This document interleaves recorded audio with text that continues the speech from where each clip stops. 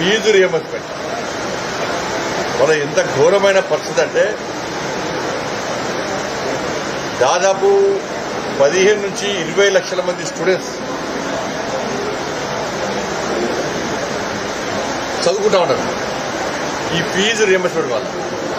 వాళ్ళ మొత్తం భవిష్యత్తు అంతా కూడా నాశనమయ్యే పరిస్థితి ఇవాళ తెలంగాణ రాష్ట్రంలో వచ్చింది. ఇవాళ గత బీఆర్ఎస్ పార్టీ 10 సంవత్సరాల్లో ఫీజు రియంబర్స్మెంట్ చేయకపోవడం వలన దాదాపు 8 నుంచి 10,000 కోట్ల రూపాయలు ఇవాళ బకాయిలు ఇవ్వాల్సి ఉంటాయి. వాళ్ళు చేతులు తెచ్చారు. చేతులు తెచ్చాక ఏమైంది, అరే మా పిల్లల భవిష్యత్తు బాగుపడుతుంది కావచ్చు అని చెప్పి ఇటు పేరెంట్స్, మా పాఠశాల కళాశాల పరిస్థితి బాగుపడుతుంది కావచ్చు అని చెప్పి ఇటు కళాశాల పాఠశాల యజమానులు వీళ్ళందరూ కలిసి బీఆర్ఎస్ కు బుద్ధి చెప్పి కాంగ్రెస్ పార్టీని నమ్మి ఓటేస్తే ఫీజు రియంబర్స్మెంట్ కు బ్రాండ్ అంబాసిడర్ గా చెప్పినటువంటి కాంగ్రెస్ పార్టీ ప్రభుత్వము ఈరోజు ఫీజు రియంబర్స్మెంట్ చెల్లించకపోవడం వలన విద్యా సంస్థలు నడిచే స్థితిలో లేవు. నమ్మించారు. వాళ్ళ కేసీఆర్ గారేమో పంజాబ్ పోయి చెల్లని చెక్కులిచ్చి తెలంగాణ పరువును బజార్ కట్టింది. తన నాశనం చేసిన ఇజ్జత్ తీసేయండి. ఈ కాంగ్రెస్ పార్టీ ప్రభుత్వం ఏం చేసింది, టోకెన్లు ఇచ్చింది. టోకెన్లు ఇచ్చింది, పేపర్ 19 రాసినట్టు రాయించారు. ఆ టోకెన్లు చెల్లిన పరిస్థితి. టోకెన్లు ఎందుకు ఇచ్చారు, వెళ్ళమన్నారు, ఎందుకు ఇస్తున్నారు పైసలు? మరి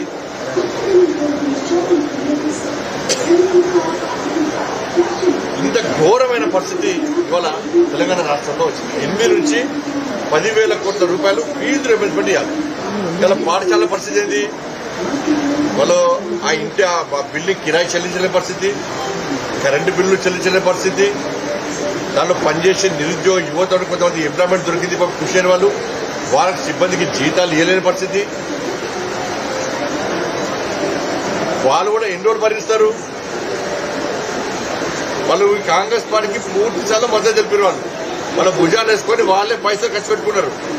ఇవాళ వాళ్ళకి ఇచ్చింది ఏంది, ఇవాళ చిప్ప చెల్లించారు వాళ్ళకి. వాళ్ళ ముందే చెప్పినాక కాంగ్రెస్ పార్టీని నమ్ముతారు. ఆయన పర్వాలేదు అంటే, లేదు సార్ బీఆర్ఎస్ మోసం చేసింది సార్, మేము కాంగ్రెస్కి ఇస్తాం సార్ అంటే వేసి ఏమైంది, ఇవాళ పేర్ల మీకెళ్ళి పోయిన వాడు అంటే పరిస్థితి. 10 సంవత్సరాల నుంచి వాళ్ళ ఫీజు రియంబర్స్మెంట్ చేయకుంటే ఇవాళ పరిస్థితి ఏంది? ఇవాళ మొత్తం విద్యా సంస్థలు పనిచేసారు. మొన్న హాల్ టికెట్లు లేకపోవడం వల్ల విద్యార్థులు ఇబ్బంది పడ్డారు. ఇలా విద్యార్థులు చదువుకుంటున్నారు.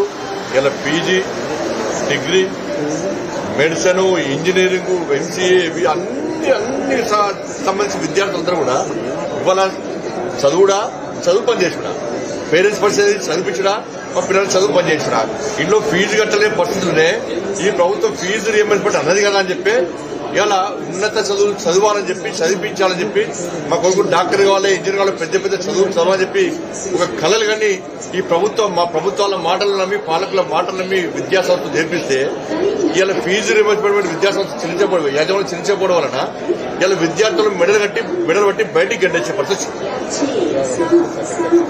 ఏమైంది పరిస్థితి కాదు.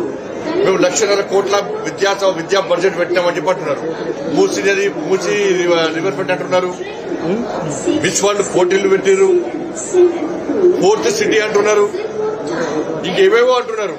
మరి వాటికి పైసలున్నప్పుడు ఈ పేద విద్యార్థులు చదువుకోవడానికి వాళ్ళ ఫీజులు కట్టలేక ఇలా యాజమాన్యాన్ని రోడ్డుకి స్ట్రైక్ చేస్తుంటే ఈ 10,000 కోట్ల రూపాయలు చెల్లించిన స్థితిలో ప్రభుత్వం ఉందా?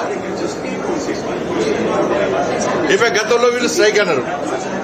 స్ట్రైక్ అంటే దీనిలో కొంతమంది ప్రభుత్వం గుంజి చర్చలు అన్నారు, టోకెన్లు ఇచ్చారు. నేను వాళ్ళకి చెప్పిన ఆ రోజే, మీరు మీ దానిలో గ్రూపులు ఉన్నాయి, మీ దానిలో కొంతమంది ప్రభుత్వానికి తాబేదారుగా వ్యవస్థను కొంత మీ అసోసియేషన్ లో ఈ ప్రభుత్వం పైసలు ఇవ్వదని చెప్పి ఆ రోజు చెప్పిన. బట్ ఇది చాలా బర్నింగ్ ఇష్యూ. విద్యార్థుల భవిష్యత్తు దయచేసి నాశనం చేయొద్దు.